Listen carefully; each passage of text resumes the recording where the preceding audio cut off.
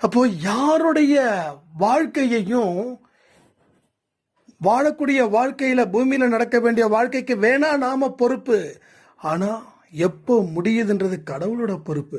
அப்போ வாழக்கூடிய வாழ்க்கையில சந்தோஷத்தோட வாழ்ந்துட்டு போயிடலாமே. மனம் விட்டு சிரிச்சு பாருங்க, நோயே இருக்காது. யா சீரியஸ்.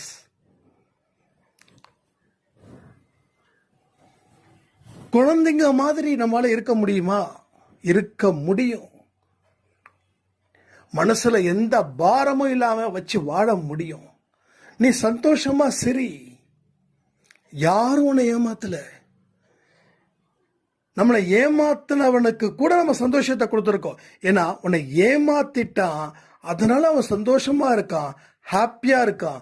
ஸோ அவனோட ஹாப்பிக்கு நான் காரணம்னு சொல்ல முடிஞ்சா உங்க வாழ்க்கை எங்கேயோ போக போதுங்க. நான்